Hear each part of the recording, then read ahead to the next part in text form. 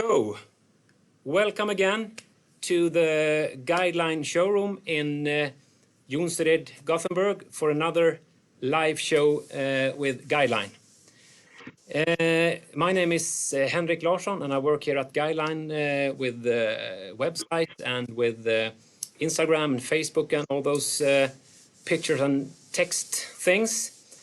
And I will be the host here today where we're going to talk about the new Elevation Fly Rod series. And that's why I kind of in the jungle back here. And we have been trying to do this live shows instead of all the cancelled shows and demo days that has been cancelled because of this corona crisis around Europe. So we have collected a group of anglers here today. I'm going to talk about the fly rods elevation. So if you during this broadcast here experience any technical problems, just log off Facebook and on again, and hopefully it will work out for you. When we had the last live show here, we had some technical problems in our end, so we hope that it will be better today. We have been trying to be on more stable internet and so on, so keep our fingers crossed for good connections all the way. So I will show you here today's schedule. We will start with this intro, which is happening right now, and then we will go through the history and the tech on the elevation rods. After that, we will talk about the light single hand rods for trout, char and grayling fishing for about maybe 15 minutes. Then we will turn to the little bit heavier single hand rods and have a discussion on different lines and setups. And finally, we will have two of the guys talking about the double hand rods in the elevation series. And finally, we're going to have answer some questions. So please, if you during the broadcast have some questions about the rods and lines and whatever, just put them in the comments and we will try to answer them along the way or in the Q&A or maybe later in the comments. It all depends on how much time we have left. So we're going to be here till about 9:30. That's the plan. So let's see what happens. So I will introduce the guys we have, and I'm going to start in the bottom here. I've introduced myself already, and the next one in line is Brian Störup, our sales rep in Denmark and northern Germany. Hi Brian, are you around? Hello Henke, hello Henrik. Yes, very I'm good. here. Very good. Next one is Chris Rones, sitting down in Switzerland and is our sales rep in Central and Southern Europe. Are you with us, Chris? I am indeed, Henrik. Good evening. Very good. Good evening, Chris. Good to have you here. Then we jump over to United Kingdom and our sales rep there, Jim Curry. Hi, Jim. Hi, Henke. How are you, my friend? Very good. Thank you. And then we go to Stockholm, Sweden, and call the father of the temple dog, Håkan Norling. Hi, Henrik. I read you loud and clear. Very good. Very good. And then we take the final leap up to Åre, Sweden, and say hello to head of production, Leif Stemo. Hi, Leif. Hi, Henrik. Hi, guys out there. Hope you're having a good time. Will be fun to talk about the rods with you. Very good. And now we have me here and we have Leif on split screen here. So, basically, I just leave the word to you, Leif, to talk about the history of the elevation rods and the tech behind and so on. So, go on and full screen from now. Thank you. Okay, guys, I'm going to talk a little bit about how the elevation rods came to become a rod series.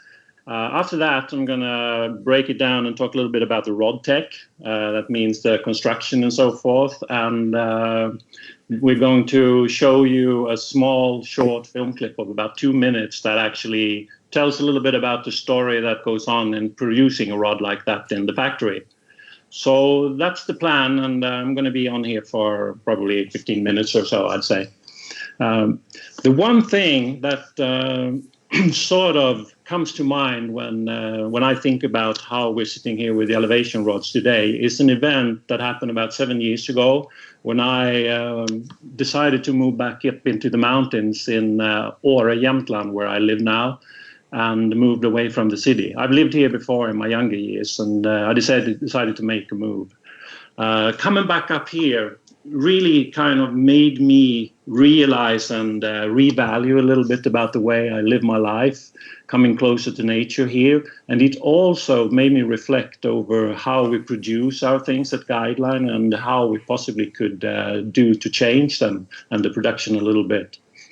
So this valley is a really creative valley. There are some very famous outdoor companies that actually are born here and still operate out of here. Names like Peak Performance, Lundhags, and Klettermusen are some of those that are very, very famous and come from here.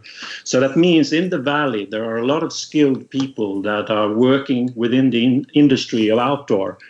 And at that time, 7 years ago, our company was growing pretty fast, and we needed to expand the product development group.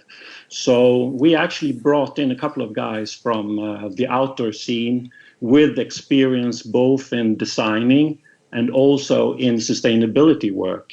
And that actually started off chain reaction, I would say, in the company. These guys brought in thinking about fabrics and about methods to improve and be more sustainable.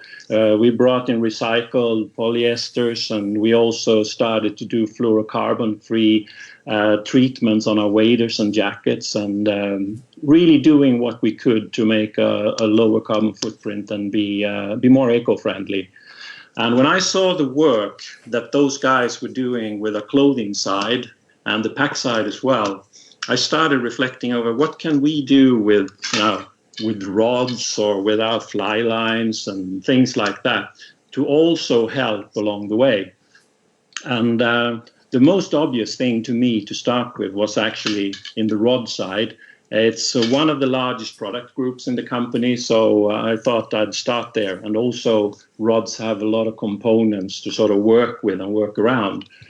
As I started that work, I realized it was going to be pretty tough, because as I approached the factories, I found out that factories didn't even reflect about these things. They hadn't put any thought into if a reel seat was good for the environment or what glue was used in the cork grips and so forth. So basically we had to start from scratch.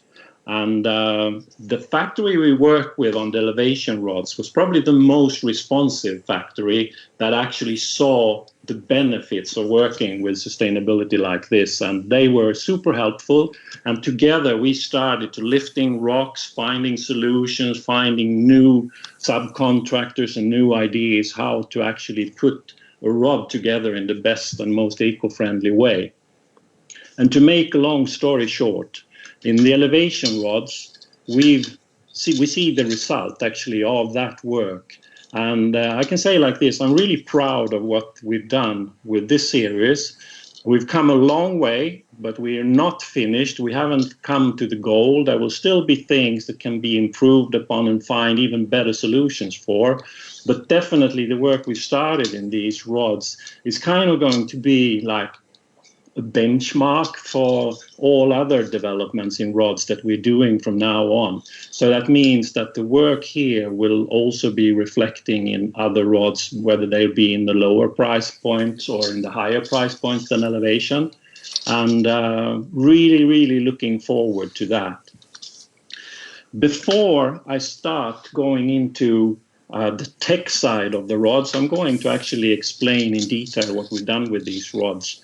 I would like Henrik to show a short film clip. It takes about 2 minutes, And it's first a little bit about the feeling of the elevation rods, and then we move into the insides of the factory. And we'll briefly just show you a few of the different production moments that rods are going through. And we put a few little notes in there so you know what's happening, and showing basically some of those things that are affecting the work that we put into to make these rods eco-friendly. So Henrik, whenever you're ready to push that button, just Yes. shoot. So we're going to run this film clip in full screen. So yeah, let's go. Give it a shot.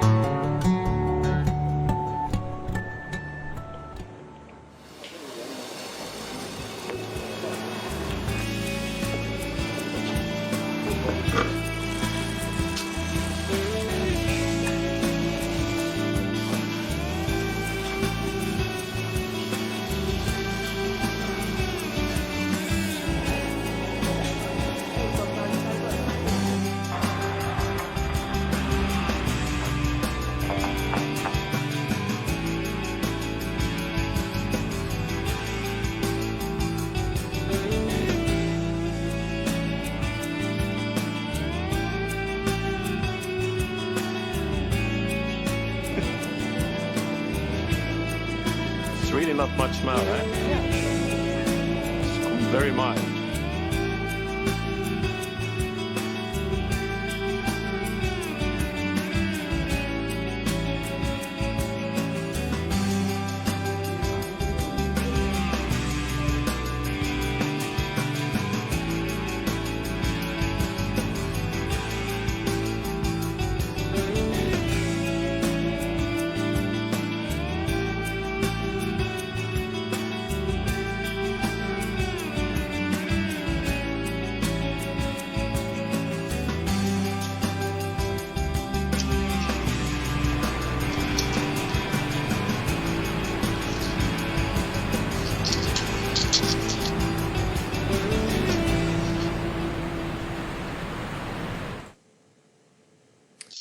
So there we go, Leif. All right. Yep. So just a little side note. The rod that was used in the first part of the film is one of my absolute favorites in the range. It's the 9'9" 7-weight rod.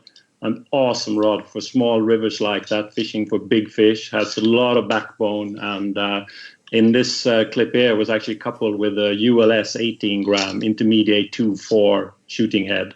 Deadly rig in rivers like that. So I'm going to talk a little bit about the tech in the rods, and actually the one thing that probably will strike people when you pick them up is the lightness. These rods are super light. They have a very, very low swing weight, which means they have a light tip. And for instance, if you take the 9-foot 5-weight rod I have in my hand here, so even with a small fighting butt, this rod comes in at 72 grams. I doubt there are many 9-foot 5 rods out there that are lighter than this one. Going in the other end and looking at the 15-foot rod, which is a 10-11 weight, it comes in well below 250 grams, still with a very good balance. So it's not that we've just shaved off everything in the bottom of the rod and it will be tip heavy. So light, crisp, but at the same time very strong rods. And the strength in the rods actually comes from the fact that we're using a very, very good new technology where if you have a carbon sheet, normally the fibers will be straight next to each other, called unidirectional. By actually combining different angles when you put these layers together of sheets, you will receive a very, very strong material that actually can take both a lot of impact and it can take a lot of compression bend, whereas mostly the danger part of the rod is when it's bent and it's on the concave side that the rods break. But one of the major things in building these rods and actually achieving both the strength and the lightness of the rods is that we have a new technology where we can monitor computer-wise how the strength in different parts of each section of the rod are. That means if I, for instance, create a rod that has a certain power up here, a certain power here, and a certain power here, I want the power transition between different parts in the rods to be as smooth as possible. And by actually being able to read this and in a computerized technology makes for such small and delicate changes in the rod where I can take off material here that might be unnecessary and that way actually create a nicer arc in the rod and also a rod that won't have a weak spot because a stronger spot is hitting that weak spot in the wrong way. So a super nice and very, very fun way of working with rod development. For me, it's kind of put new energy into my development with having one more element of technology to work with, together with obviously a lot of casting, a lot of rod curve bending and so forth. So if we look at the range, Henrik, have you got a little chart there that you can put on so people can see what rod models we have? It's on the screen now. From the single hand 904 up to the 15-footer. Perfect. So as you can see, basically it's a range that goes from 9 foot, where you have a straight range from 4 up to 9 weight in the 9-footers. We have 3 rods that are 9 foot 9 inch, and I must say I love the 9 foot 9 inch length. It makes you feel like you're fishing a 9.5 footer when it comes to the lightness and the balance in the rod, but it does have the reach and the power of a 10-foot rod. I remember in the old days when I was competition casting, 9 foot 9 inch was the rod length that we used for throwing extremely long casts in the fly distance in those days. So very, very nice range.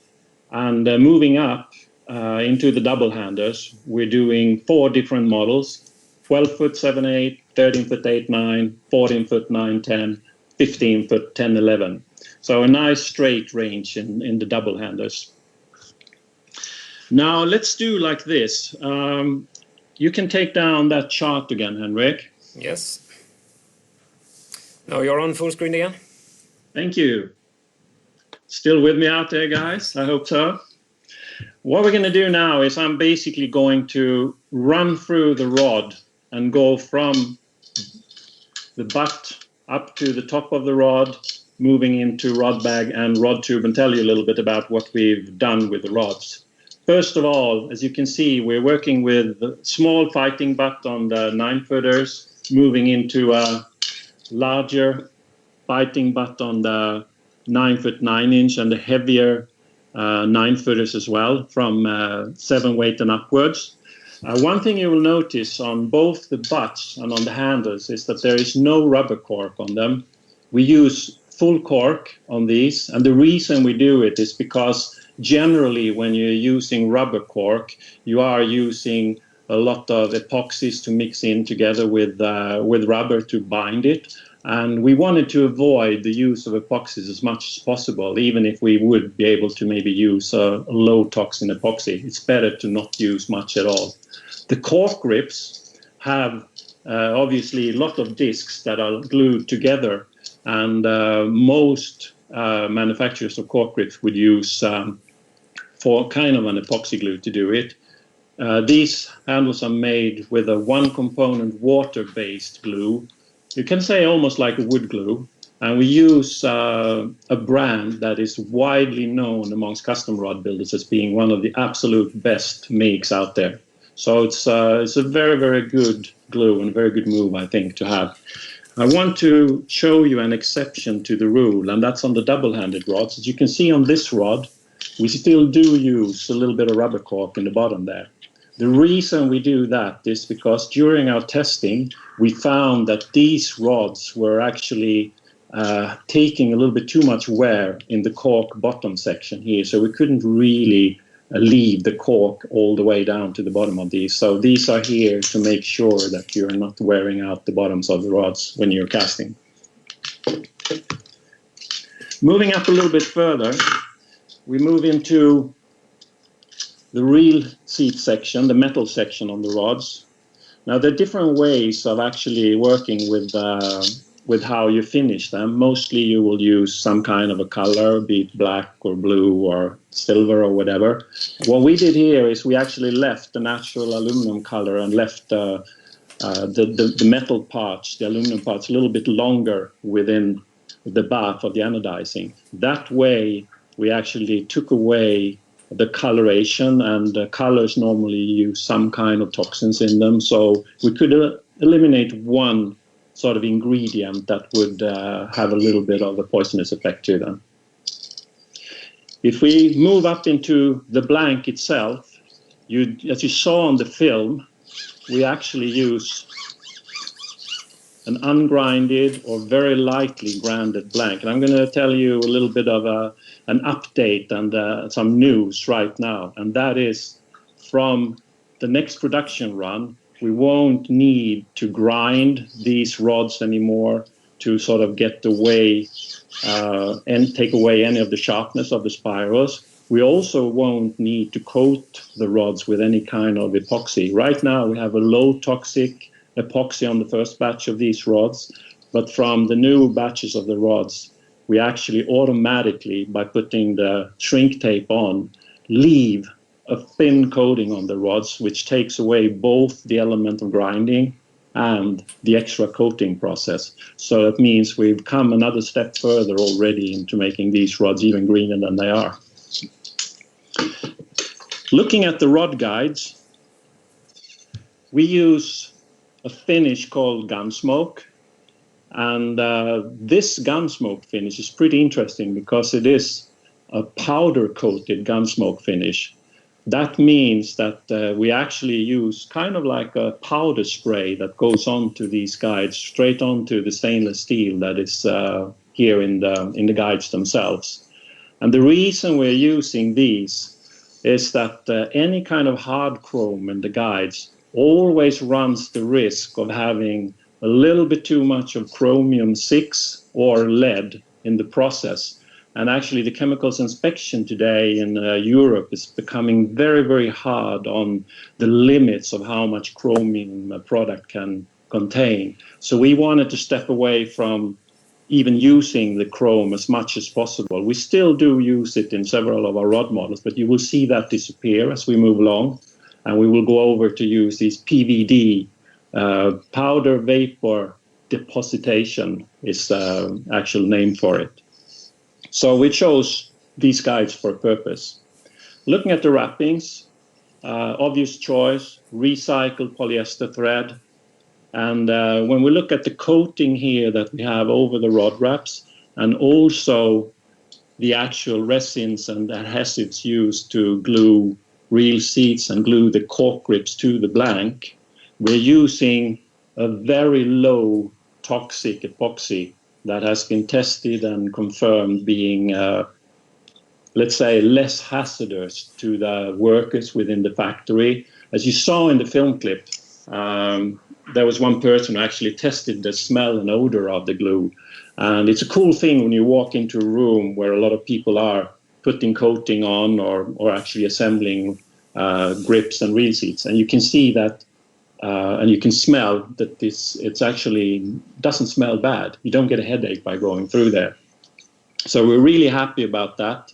And we're still working on some new projects to even improve on that further. So as I said before, the work hasn't stopped. We still always look for even better solutions where possible. So that basically tells you what we've done with the rods. Moving into the rod bags, obviously, like I said, working with my friends from the outdoor industry and in the clothing and bag side, this was a no-brainer that we should move into using recycled polyestrals in the bags. So we left this one kind of uncolored. I think it's pretty cool because it gives it kind of this natural look. So recycled polyester. The same goes for the fabric cover, or the tube cover rather, on the tube. Also recycled polyester. And we use polypropylene in the tubes, which is a pretty good manufacturing process. And also polypropylene can be recycled in a good way where you have the possibility to leave it for recycling. That's very often the challenge, actually, to be able to give them to a recycling plant. Another thing that you'll notice with these is that the diameter of the tube is probably one of the smallest you've seen on a fly rod. It's 50 millimeters. So we've reduced the diameter by almost 20%. And in doing so, every time we ship a rod, be it from the factory to our warehouse, from our warehouse to the shops, or from the shops to you, we make less carbon footprint. These rods actually shrink in volume when we ship them. And another cool thing is when you put these into your travel bag and go somewhere, well, obviously they don't take up as much room. So I think it's a win-win in general to reduce the size of these things. And that's something that's gone into a lot of our thinking also, for instance, in fly line boxes. I don't know if you can see this here, but we basically reduced this by about 30% in size, if you look at these two boxes, by eliminating plastic spools and just putting, in this case, the shooting head straight into. We also do our new fly lines like this. So it kind of reflects not just in what we're doing here with the rods, but also in our packaging. And it's super exciting and super inspiring to work with this, and not just always work. We're trying to find cooler actions and stuff like that, but really going into the depth of finding more and more stuff that we can actually do to improve on our environmental awareness. So, Henrik, I think that's basically summing up pretty much what I wanted to talk about. And should we get stuck into some of the rods and rods and line combinations and Yes. what the guys have to say there? Definitely think so. So, can I just add one thing, Henrik, before? Yeah. Any kind of questions you have regarding the sustainability work, production, and the rod tech, throw them in there. And as we said before, we try and answer them during the show. But if we don't have time, we'll get back to you as soon as we can. And you will get the notice later on in Facebook that we have answered you, so you can see your answers there. Okay. Very good. So, so now we're going to go and talk about the different rods. And we're going to start with the light single-hand rods together with Jim and with Chris. So if Leif, if you turn off your camera, and if Jim and Chris, you can turn on your cameras, and we will see if this magic works. So we're going to try to connect Jim Curry in the UK with Chris Rones in Switzerland. Bam!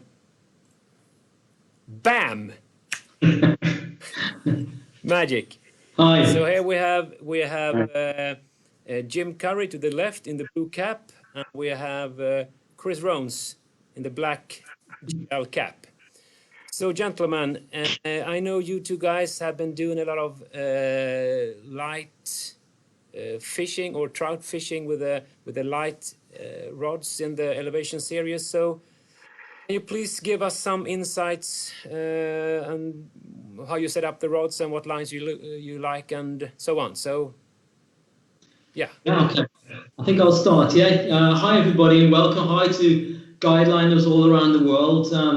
My name is Christopher Rounds. I'm here with my good friend and colleague from the UK, Jim Curry, and we're here to talk about the elevation rods, the trout ones from line sizes 4 up to 6.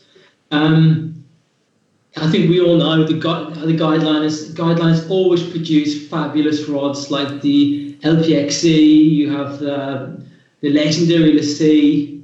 You've got the Fario rods and the Fario CRS and the fabulous NT8s. So you can't really reinvent the wheel. And Jim and I have been in this profession now since our teens, I think. So Jim, what makes these elevation rods so special in your eyes? Hey, buddy, how you doing? Nice to talk to you. I think for me, Chris, the first thing is, like Life was saying in a way, that Guideline have really thought outside the box with this series. I mean, not only has the rod been produced to leave the least carbon footprint possible, but with this, new blank rod development, which eliminates any unnecessary material in each section, that makes them incredibly light. And as well as featuring several more environmentally friendly components, these rods at the price point are revolutionary, really, buddy. You've been using the 9-foot 4-weight, haven't you, for a while? Yeah, I have actually. Yeah, I love it, Chris. A 9-foot 4-weight for me is my kind of weapon of the choice on the river. I mean, and I got the 904 elevation sales sample last August and just fell in love with it right away. Not only with the lightness, but how connected you feel during the cast and playing the fish. And you and I have talked a fair bit about this with the trout fishing that we do. That sense and level of feeling and touch in a trout rod is absolutely critical and vital in a river rod, and this one has it in spades, buddy, honestly. I mean, the 3/4 deep flex and this fast recovery enables these silky smooth, laser guided accuracy casts, and the tippet protection, which is crucially important on the river, and the elevation just soaks that initial strike and that lift into fish when you're on the dries and then you're tightening. It's a belter for the river, mate. So what have you been using? What lines have you been using on that? Well, to be honest, I used the Fario Tactical the first trip out, and I haven't taken it off. I mean, it sits perfectly on it for me, Chris. I love the taper of that line. I love it because when I'm stuck for room, which I invariably am on my river, and I need the ability to load the rod up quickly, especially when I'm in tight spots, without sacrificing delicate presentation. And then when I want to extend it for longer casts, you can when required. And it's a really cool, because of the weight distribution in that head, it's really cool for single-handed spay casts as well. Just a perfect rod for that. It's perfect line for that rod, mate. Absolutely no issues with that at all. I mean, you've been using the 905 and the 906, right, Chris? That's right. I've had the 905 and the 906 now for quite a while, and they're sort of my bread and butter rods, these two, because they're the rods I take around the world with me. What I'm looking for in a rod like that, it has to have a smooth progressive action. They have to have a very stable bot section, which is really important to get these wild big trout in. But at the same time, they have to be very robust, like bashing your way through the bushes in New Zealand. I think you know what I'm talking about. Coming out the other end with foliage on you, everything like that. Yeah. But at the same time, I'm looking for a rod that can. I've got some lovely flies here from my friend in Javier Peña in Spain. I hope he's watching. Some small little CDC flies. He's a Guideline ambassador. So it has to be delicate enough to present flies like this. It's a really difficult question, isn't it, to try to explain a rod in words? But for me, it's the feel of a rod that's so important. The way it bends, the way it loads, the way it unloads, the feeling it gives you when you ask something for it, the way it gives you something back. And I just love this new handle. It's a very slim 4-wells grip. Yeah. It feels so organic in my hands. If when you cast and you can put in some curves, you can get round obstructions, and it sort of transmits what I feel into the end of the fly line and to present the fly. That's what it's all about. I think is to present them the flies in a perfect way, and this is just an ideal setup. I think it has a super fine tip that's very stable and crisp. Mm-hmm. And it has a brilliant combination of a powerful bot section. It produces super accurate casts as well, and like you said, laser-like loops, and it's just really, really cool. Yeah, it's fun. What lines are you running on those, Chris? That's a good question. Well, this, like I've said before, this is only 72 grams, this rod. It feels incredibly light when you have it in your hand. And what I'm looking for with a 9-foot 5 weight is something very universal. So I really love the new Fario Elite line. This line has got a 10.2 meter head, I think exactly. And this is like an all-rounder. You can do spay casts, you can aerialize quite a lot of line as well. It's very delicate. Yeah, that's just a perfect match. And sometimes some things we do forget about is what you should use at the end of this fly line as well. I mean, we have some fantastic leaders with box sections that are, have quite a lot of authority. They take the power from the line right out to the end of the fly. So that's a very important feature too. So my go-to rod this year will be definitely the 905 in conjunction with this Vario Elite. That's a great combi. You asked me about the 906. This is just a belter, mate. This is just a powerhouse of a rod. If it's windy, if I've got to do really long switch casts, if I've got to aerialize stacks of line, this would be the rod I'd take out. So these rods will definitely be in my rucksack for the next couple of months, definitely. Dying to get out into the river. This rod's really great with Vario distance line with a 12.1 meter head. You can aerialize tons of line. It's super precise, and you can just put the fly exactly where you want. So I think Guideline have really hit it with this. Personally think that this range of rods are the best ever to hit the market at this price point. Mm-hmm. That's a really great price point to get young people involved in the sport. But it's much more than that, because it's the environmental side of it where Guideline have really thought outside the box and produced, I mean, if you're looking to, if you're an angler, you're looking to do something for the environment, then get yourself an elevation rod. Yeah, great, man. You've been using the 9 foot 9 inch 6 ways, haven't you, for a while? Yeah. I mean, to be fair, that's the one there. It was the first rod, Chris, that I cast anyway. Do you remember when we were down over at the sales meeting on the Hidden River in August? You and I fished down that lovely last pool under the bridge down below the lodge there, and life was sea trout fishing. Henke was taking a few pictures.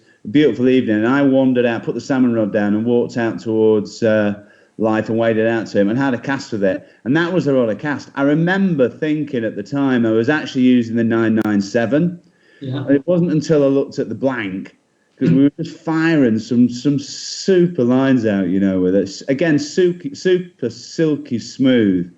I think that's the thing that shines through for me with all these rods, is just that level of feel and touch you've got with them. Again, it's super, super light, but powerful. And we were the only show I've done this year, Chris, which was over at the lads at Serious Country Sports, Northern Ireland there.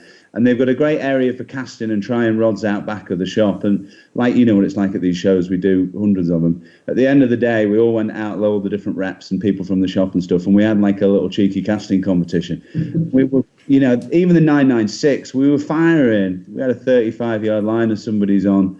And we were putting backing up through the rod rings, no bother, mate. I mean, it's a really cool rod for that. It's going to be really important. I use it on a couple of still waters, Chris, as well, which is obviously the kind of fishing I do when I'm not on the river, I'm not on the salmon streams, and it's going to be cool for that. Undoubtedly, the lightness is going to lend itself to long days in the boat, long days on the bank, and that's going to be an absolute breeze with it. I played about with a couple of different lines on it, actually.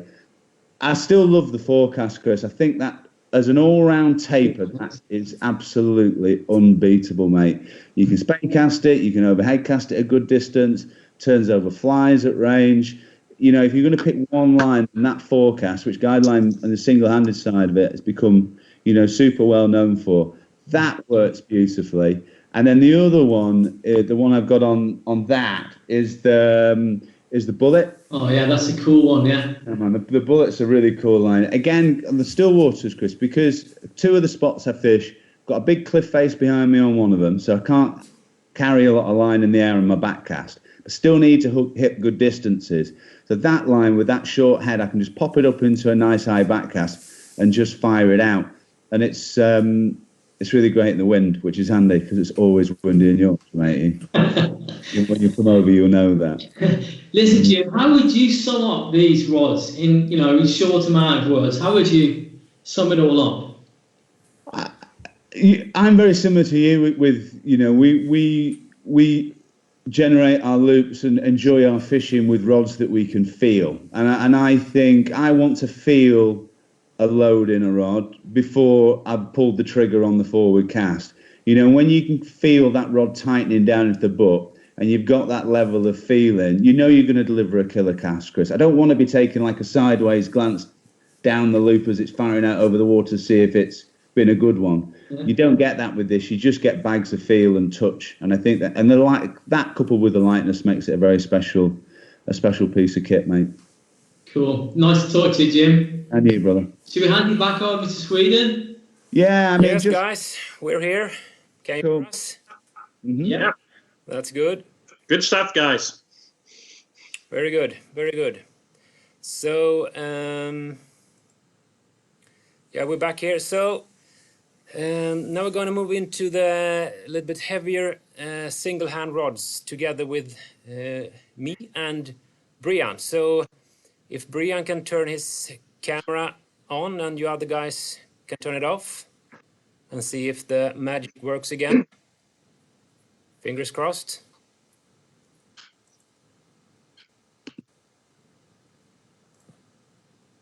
Whoa!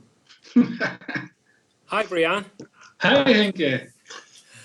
That's good. So now we are together in the big screen. Yeah, and you are in the control, and I must say you're doing really good. Yeah, so about the little bit heavier rods. We're going to talk about the rods for coastal fishing, and we're going to talk about the rods for pike fishing in general. Yeah. So, and I'm going to start to talk about the rods I use for the coastal fishing here on the west coast, and the rods we use for coastal fishing in Sweden, and then we take it from there. Yeah, let's do it. So I'm going to start with one of the rods that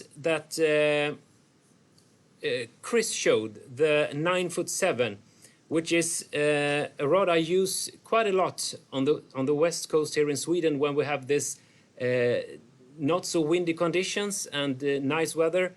So it's possible to cast a little bit lighter line. And on this one, I put the Coastal Evolve, the slow intermediate 6-weight. So this line here. So this line sinks very slowly, so you can fish those shallow areas very careful, and it's very good for fine days and with not too much wind, even if it can take some wind also.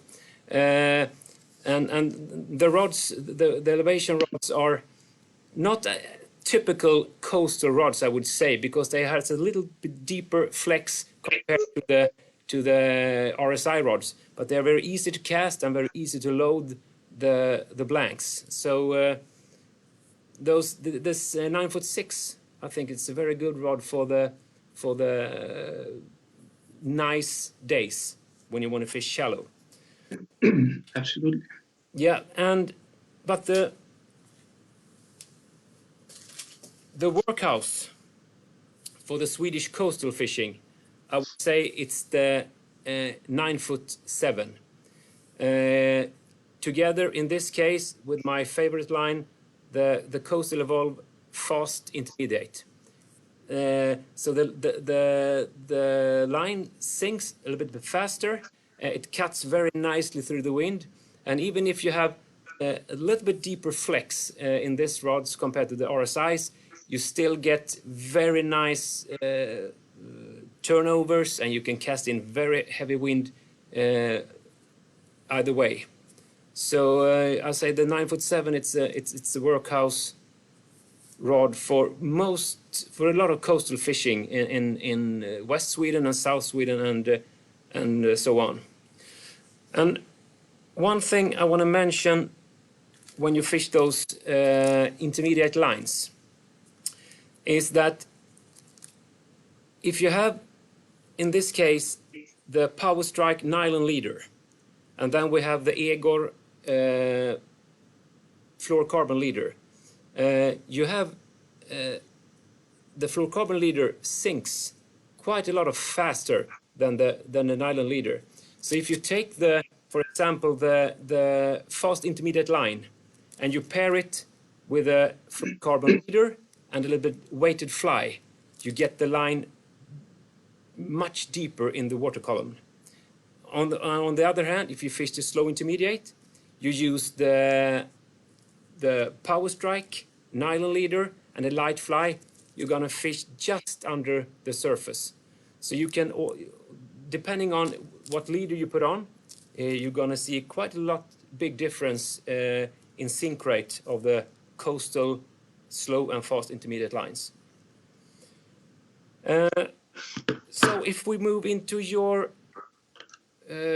coastal fishing in Denmark, I understand you fish a little bit lighter rods also, Brian? Yeah, that's right. I am using the 9-foot 6 weight most of the time, and it's super crisp, and it has a really good action for my kind of casting on the coastal line. And I'm using a weight forward coastal line in slow intermediate. That fits this rod really good. And my fishing, and also I like, as you said, to use the Power Strike when I'm using a slow intermediate or even a floating shooting head or a double weight forward line. Oh yeah.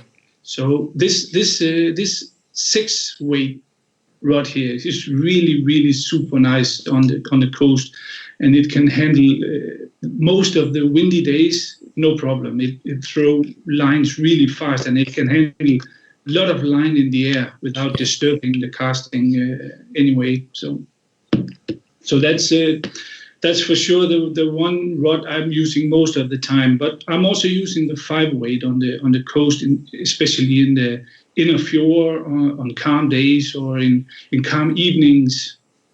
And I'm using a ULS shooting head in 12 grams on that one, and a ULS shooting line just to slow it down, so it's not speeding too much, the shooting head. So that's I have full control with the ULS coated shooting line.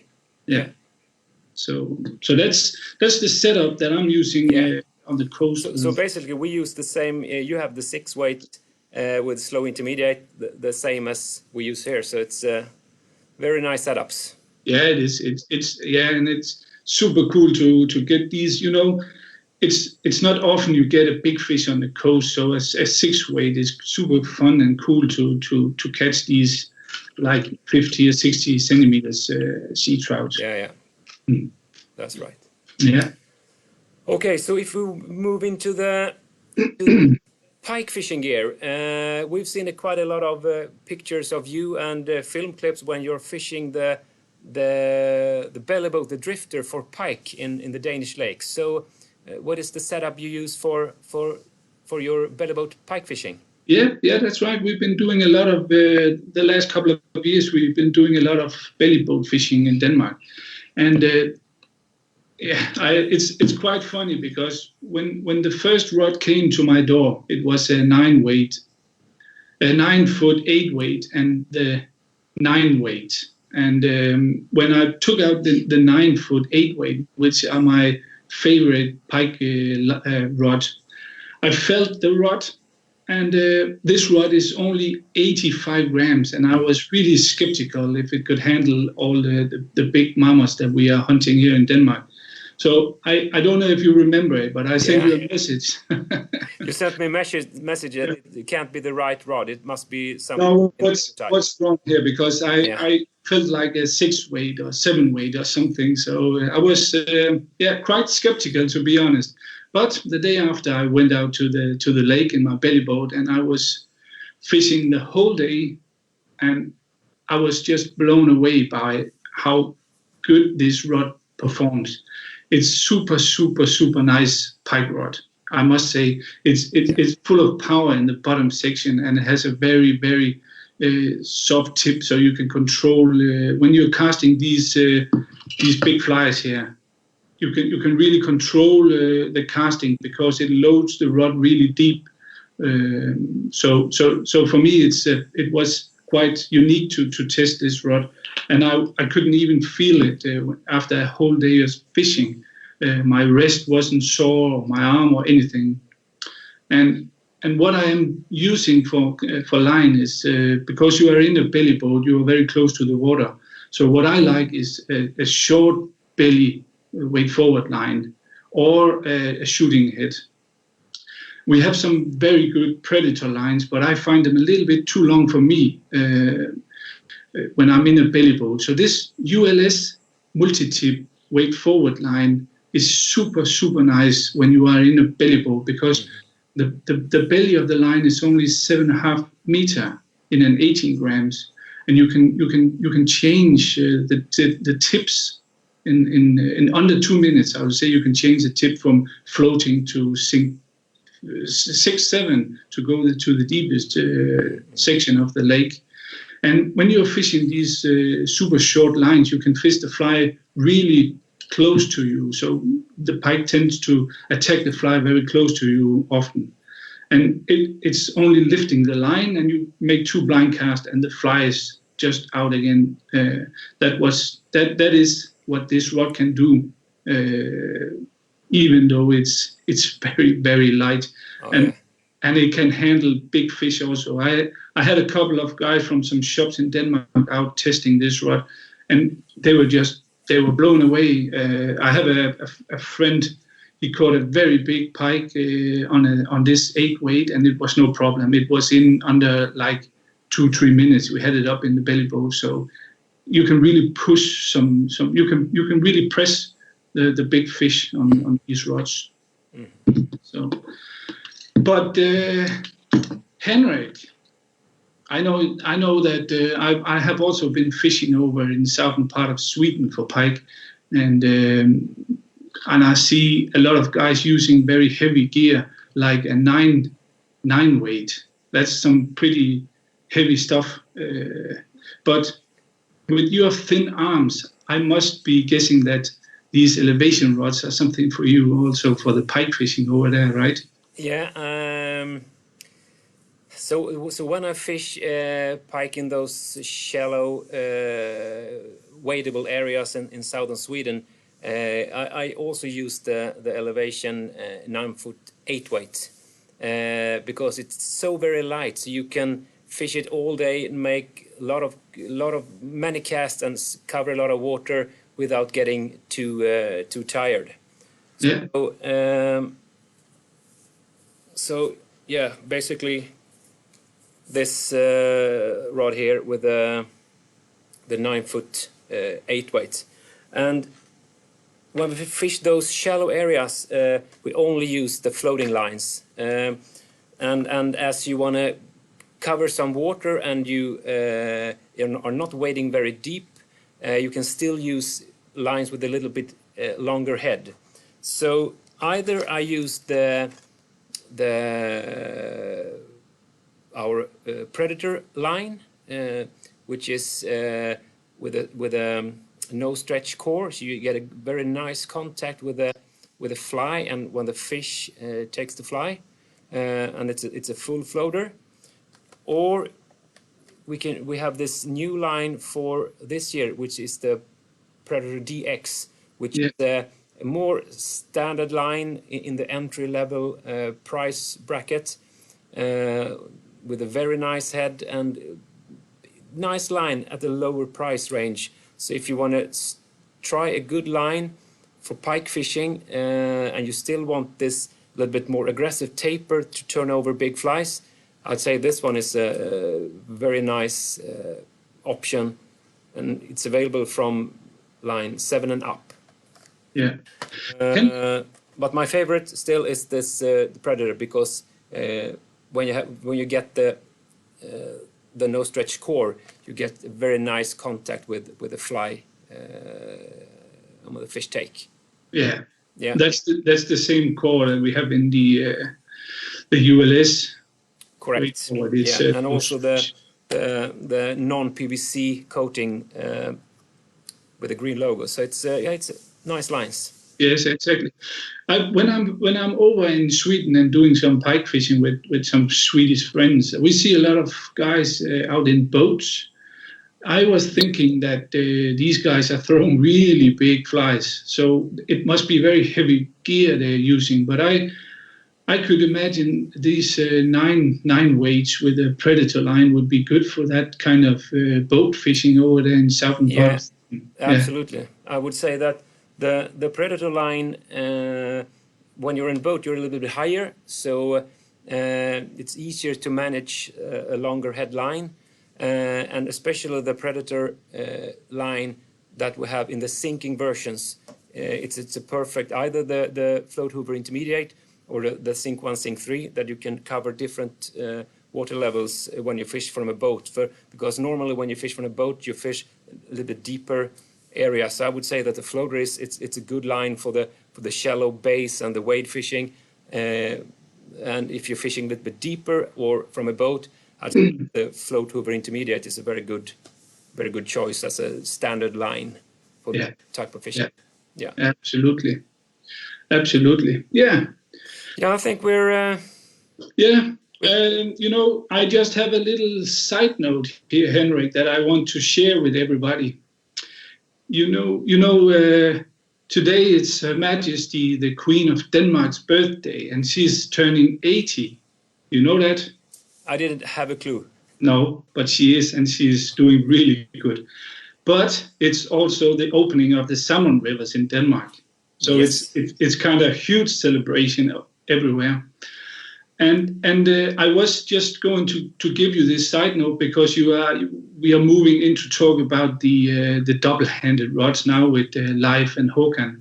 So I just want to say that I have 100% confirmed first Danish salmon caught on a double-handed elevation rod by our very own Casper, our own Guideline ambassador. So I'm really proud of that, and I guess it's the second time now that he's caught salmon on the premiere. So maybe we are also celebrating the Salmon King today. That's good news. Yeah, really good news. Yeah. Very good, very good. So this time we're running a little bit behind our schedule, but never mind.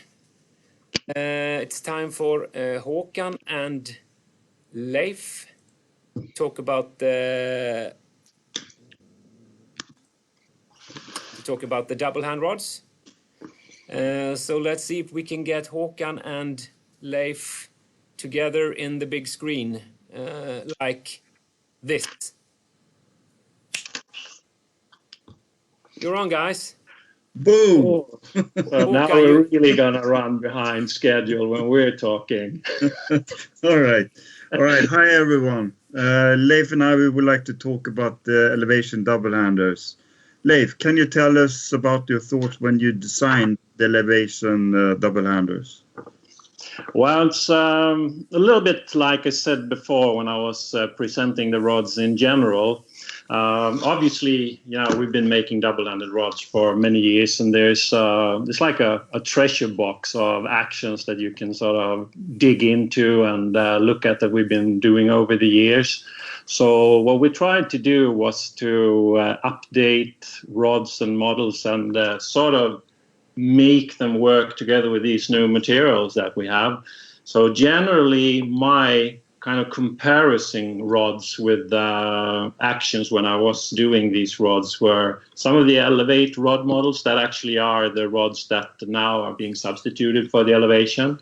I did have some LPXE reference models, and I even tried these rods up against some of the MT8 rods to see where we were with curves and with power and the recovery speeds and things like that. So I kind of threw in a little bit of everything, and when you're casting rods, you sort of find I have a certain temperament, and then you go from there, and you do your final little adjustments until you're satisfied. So that's probably it, Håkan. You just did your thing. Just, as always. yeah, just a little bit of this, a little bit of that. Yeah. So let's talk about the double-handers and our personal and favorite line combinations.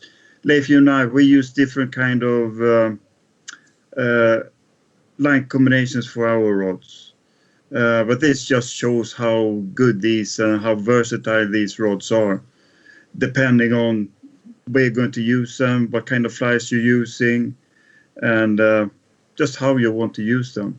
So this might be a little bit technical when we start talking about line weights and combinations for these rods, but you can always go back and check out this again. And if you have questions, just send us a message.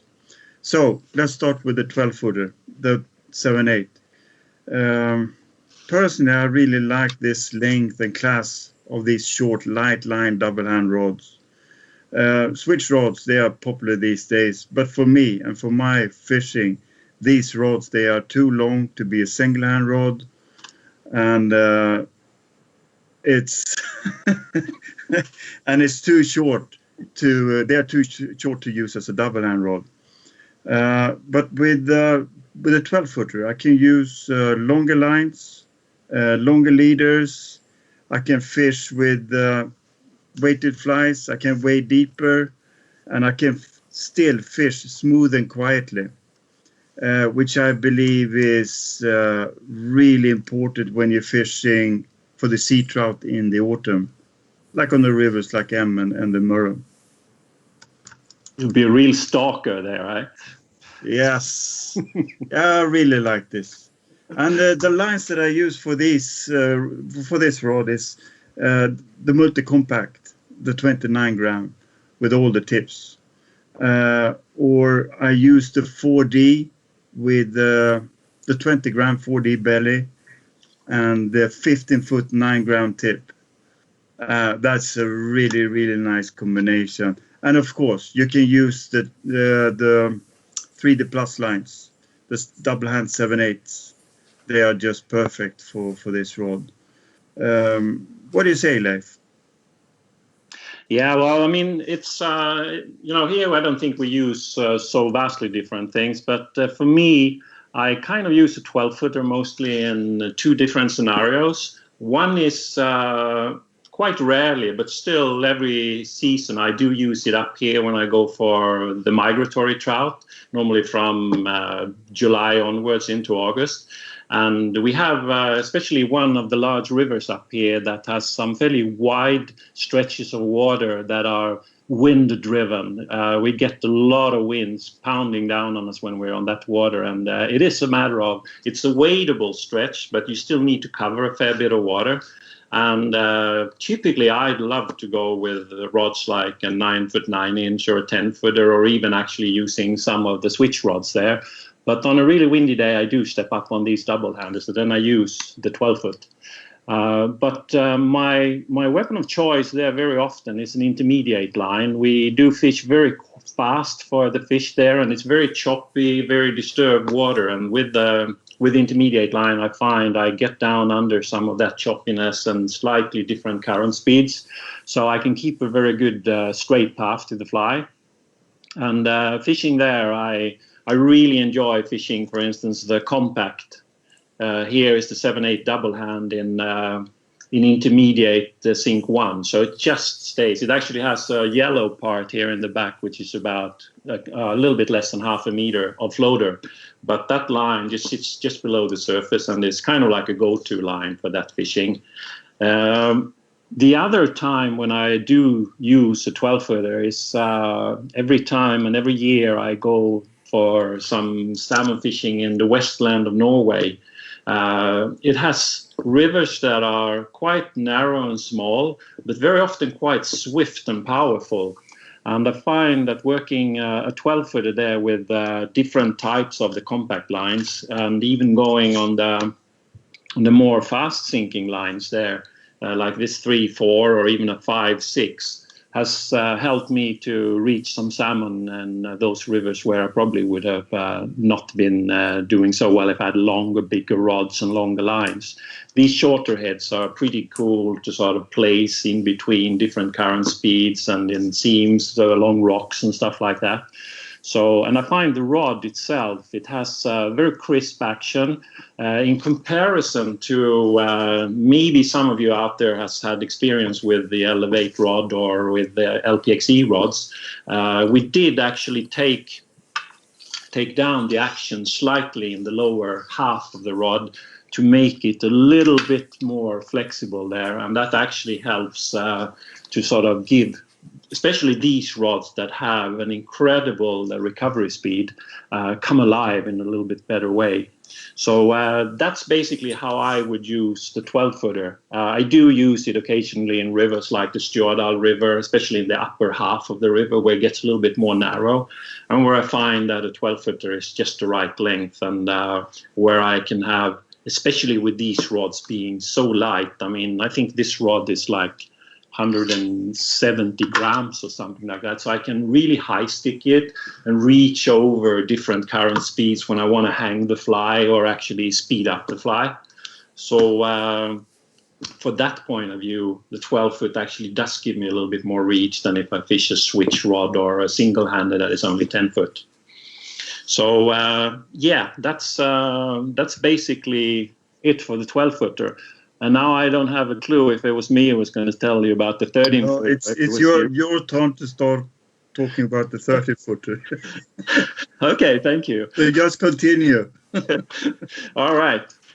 13-foot is, it probably has kind of become a little bit of a standard length for those sort of more medium-sized rivers for me, because I feel today, you know, with the power of those rods and what they can do together with the lines, it really does cover most of my needs, to be honest.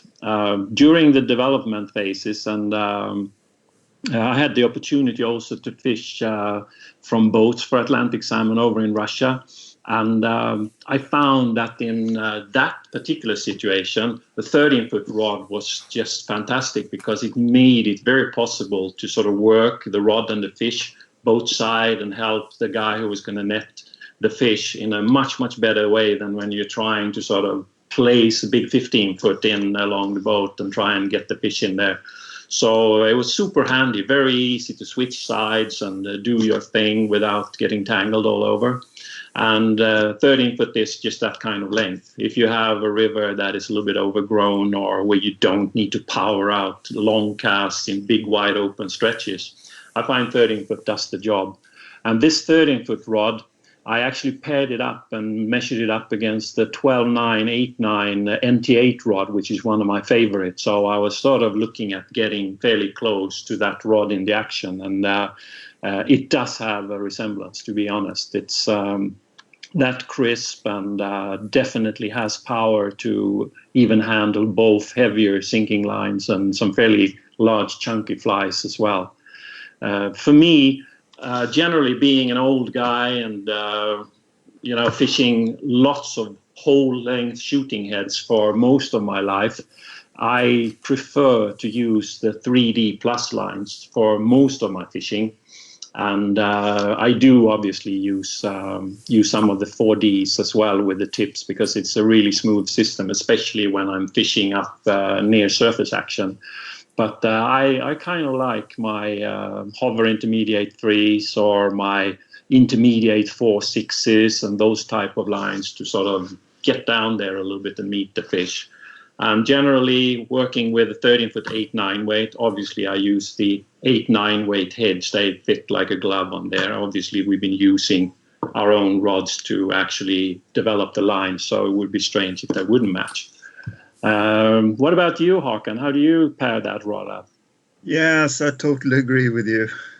You know, when it comes to the length of this rod, it's I prefer a 13-footer more than a 12.6 because it gives me the extra length. And I haven't used the 13-footer so much yet, but I'm just amazed how light and distinct this rod is. I have tried and used it with the 4D, the 23 gram body, and the 15-foot 9 gram tip, and and also the multi-compact 33 gram is also really nice. And when we're talking about the 4D lines, for me, it gives me so many options to create a line to a certain place where I'm fishing, the kind of flies that I'm using, and the system gives me more options, particularly when we're talking about the heavier rods. I'd like to say a few words about the shooting lines, because that's an important part in the rod and line combination. Because if the running line is too thick, you will cast shorter. If it's too thin, the line will travel more fast. So it's important to use the right line diameter depending on which line class you're using. The right shooting line / line class will give you good long faultless cast and good turnover. I prefer and use mostly hard nylon lines, like the Comp Line 2. Yeah. And it's quite simple to choose the right running line for the line class. So for the double hand 7/8 and 8/9 and 9/10 lines, I use the Comp Line 42 pound. And for the 10/11 or 11/12 lines, I use the 50 pound. We also have the coated shooting line, like the new TSL 2.0. That line will give you good turnover and perhaps shorter cast. But the TSL floats, and I'm sometimes using when I'm fishing it in slow-moving water, as it doesn't sink if I have to retrieve the fly. For the coated shooting lines, I use for the double hand 7/8 and 8/9, I use the 0.0 28 inch. And for the 10/11 or 11/12 lines, I use the 0.31 inch. Do you have anything to add, Leif? I think you cover it very well there, and obviously, like you say, these are great basic rules to use when it comes to dimensions and strength in the lines. If you want to get really nerdy, you can sort of carry 2 different spools. If you want to maximize your casting lengths in one spot, you're going to go for max distance. You might have a shooting line that is a little bit thinner than the one you have, because it will give you less resistance in the water when it's being sucked up and going back up into the guides in the rod. But that's just overkill right now. So I think we've kind of covered it very well there. Yeah, you're right. So when it's your turn to talk about the 14-footer. Oh, thank you. Yeah, 14-foot. Let's see what we should say about that one. Well, to be honest, 14-foot will probably, if you buy one rod for salmon fishing, and especially if you're a grown-up person, and let's say if you're a guy with normal muscles and things, I think the 14-foot will be the rod that covers most of your fishing, and it's been one of our most selling lengths in all times, and going back years and years, and the LPXs and LPXEs and so forth. The rod here in 14-foot is, I find, a really sweet rod. It's not a rod that will punish you if you're not perfect in your stroke.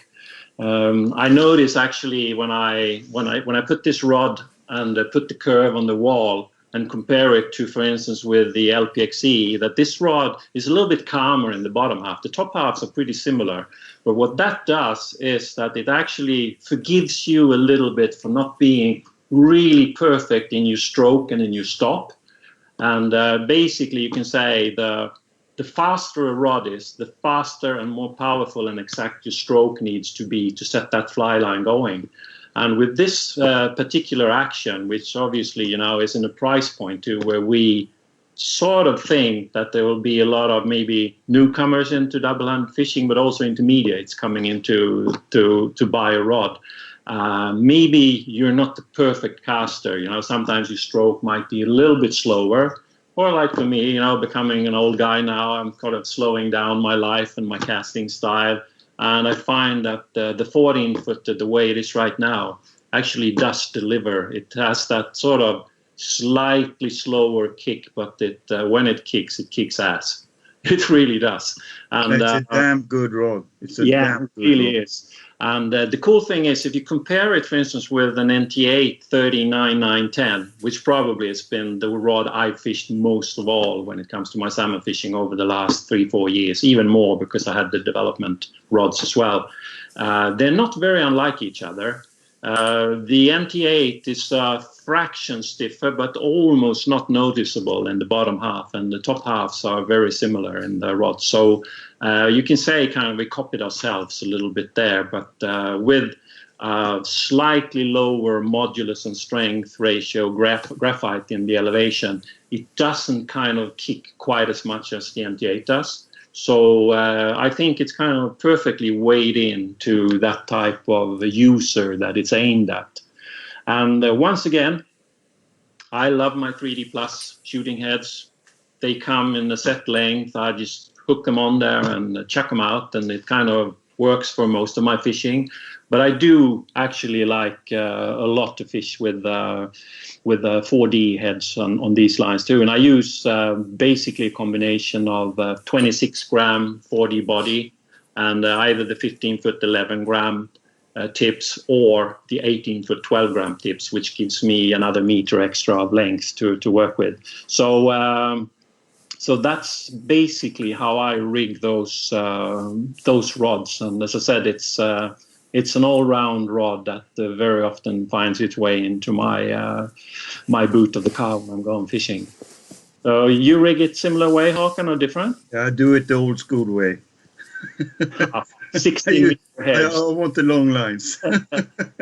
So what I do for the 14-footer and for the 15-footer is I like to go down in weight on the belly and use the longer 18-foot tips.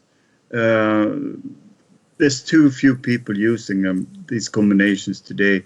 But as for the 14-footer, I use the 26 gram body and the 18-foot 12 gram tips. Yeah. And that's so goddamn good on, particularly on the 14-footer. Yeah. I tried it when I fished them a couple of weeks ago, and it was really, really nice. But if I use the 26 gram body and the 18-foot tip, that will give me a line that's like 12.5 meter. If I want a shorter belly or shooting head, I use the 29 gram body and the 15-foot 11 gram tip. And that gives me a line that's like 1 meter shorter. Yeah. If I'm fishing in a place where I don't have so much space. And I'm really, really impressed with the 15-footer. This is really an amazing and distinct and light, good rod. This must be the lightest 15-footer you ever built. Yeah, it is. When we got the sample, and I sort of that's basically very often. Obviously, you put it together and you sort of wiggle it. When you feel sort of that first initial feeling, and then you put it on the scales, and you go and shake the scales. I think there's something wrong here, but it really wasn't. It is a very, very light rod, and as I said before, it's very nicely balanced. I think so. Even you pair it with a light reel like a Vosso, which is kind of very airy reel and quite light, still lays very nicely in the hand, and I think it kind of balances very well, and no problem using it for a full week fishing if you have that type of water where you need to go with a 15-footer. To me, actually, to be honest, because I've been fishing 39 910s is basically my go-to, even in high water and bigger rivers for quite some time. But with this rod, I must say it brought back some fun into fishing the longer rod again. And you and I, we camped out together on the Raisa last summer. And I remember we had that proto up there, and when we came, we had a good chunk of water. So basically, I started fishing that rod, and I don't know, Håkan, I think I fished that for probably the whole week, even when the water dropped. You didn't even let me borrow it. No, you had it for an hour or something. And it was, it's really, you know, as I said, it's so well connected all the way through. We have an updated model of our LPXE, which came out last year in the 15-foot, which actually has a slightly sort of deeper flex in the bottom half. And that's what this rod has too. It's a fast rod, don't misunderstand me. But it's definitely a rod that makes you feel what's happening down below. And I think part of it has to do with also that we reduced some of the diameter in the grip here. So by not having quite as much glue and quite as much cork, you kind of transfer some of that action even further down into where your hand is. And to me, anyway, I definitely feel that load all the way down. And no kind of wizardry with the lines here either. 3D plus lines have been what I mostly throw on there. But I know when we were in Reisa last summer and we played around a bit with lines, and you are the master of playing around with lines. Sometimes I feel I need to kick your ass to go out and fish more and not just sit and do the line combinations. You are the master of that. You know more line combinations than anybody I know of. But I did fish, especially that 32-gram body, and using both the floater and the float sink 2. We didn't need to use the faster ones, but the float sink 2 is a very good one. So and combining that also with 18-foot 12-gram tips was super nice. So yeah, it's a sweet rod for sure. And your rig is slightly different than me though. There's nothing that can make a man more happy than finding the perfect rod and line combination.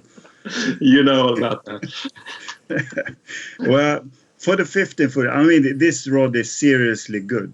I mean, I used it as well a couple of weeks ago, and together with my all-time, I use this combination. I use for most of the 15-footers that we have. And then I used the 29-gram body and the 18-foot 14-gram tip. That's so sweet. And together with this rod, you don't even feel the length because the rod is so distinct, so powerful, will handle all kind of flies that I want to throw. So yeah, I really like that rod. Yeah. And if I want a shorter line, I can use the 32-gram body as well, together with the 50-foot 11-gram tip. I don't know if... do we have any questions? Yeah, we can... let's see here. I think I have two things to throw out, guys. Are you up for that? Sure. Sure. Yeah, because... we got. I saw one quite interesting. I will switch the cameras on here.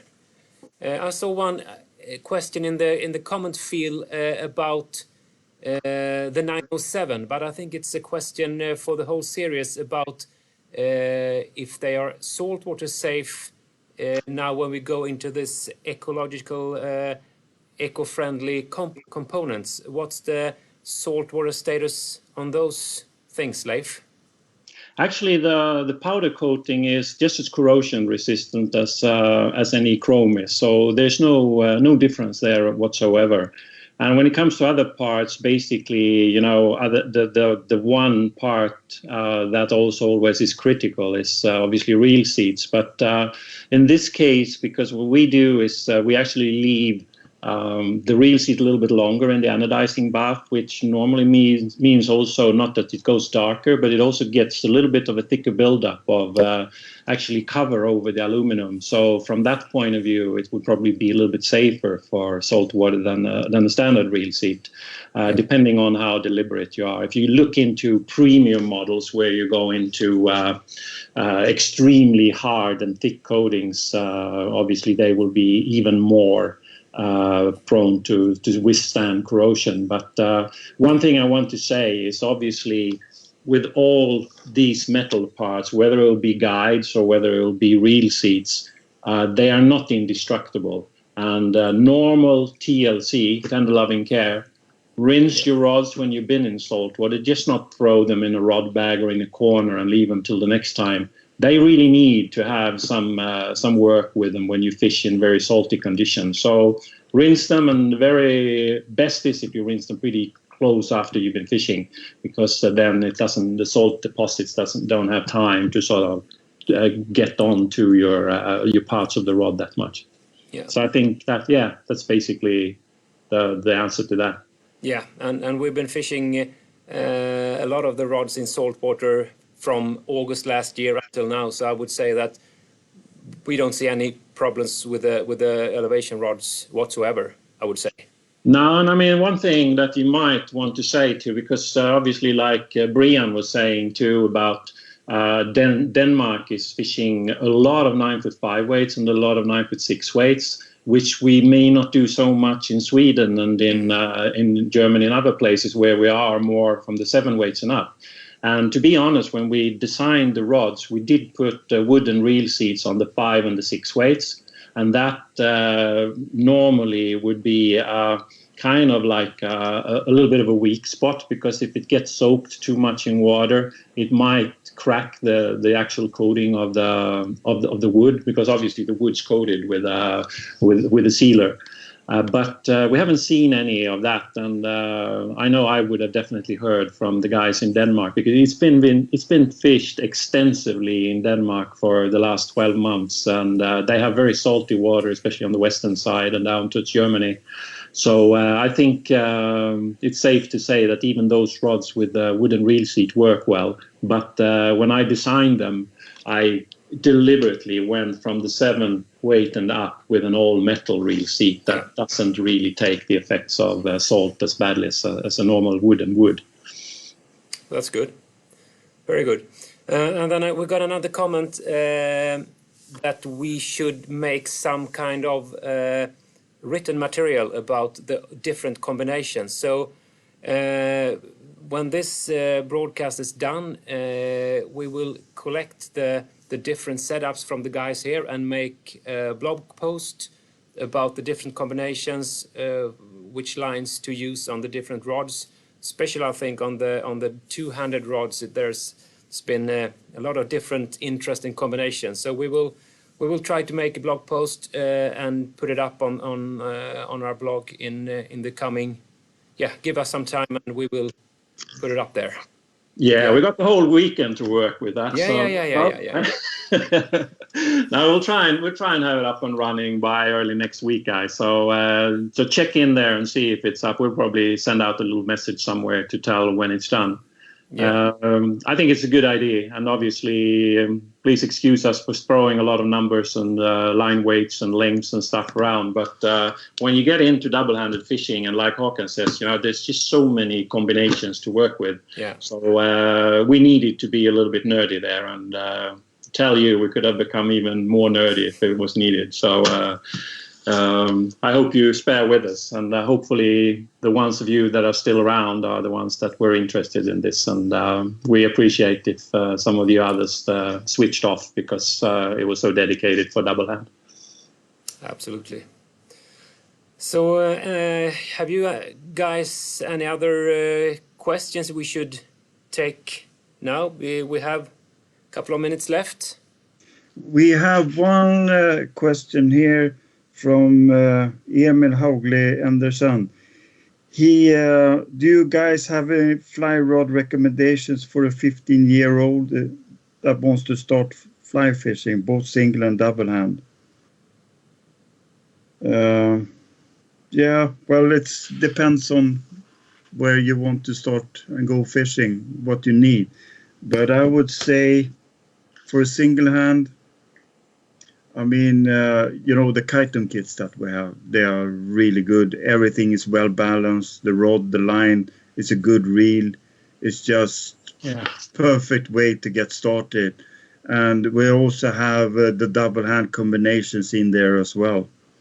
Yeah, that's an amazing rod. That 12-foot rod there. If you're if you're 15-year-old and you're sort of still growing and you're fishing medium-sized rivers or smaller rivers, it's yeah, it is a good combo. I remember just a little out of thing here, but I borrowed this to my friend Hayas Anderson, who guides on the Hemre Beat on the Stjördal River the whole summer.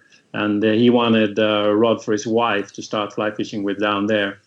And he fished the shit out of that rod himself. I remember him just sending photos of these big salmon that he was catching with this rod, just laughing his heart out. He couldn't believe how good that rod was for the money.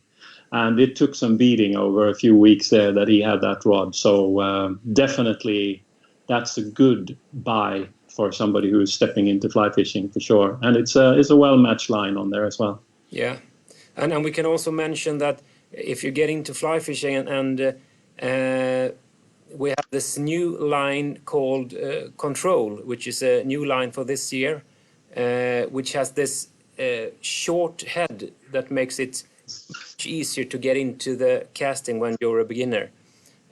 So I would say that those kits we have, or maybe then, as we're talking about the elevation rod, the elevation 9'6" together with a Control 6-weight floater, you have a very good setup for this startup in your fly fishing career, I would say. Yeah, that's right. Yeah, totally agree.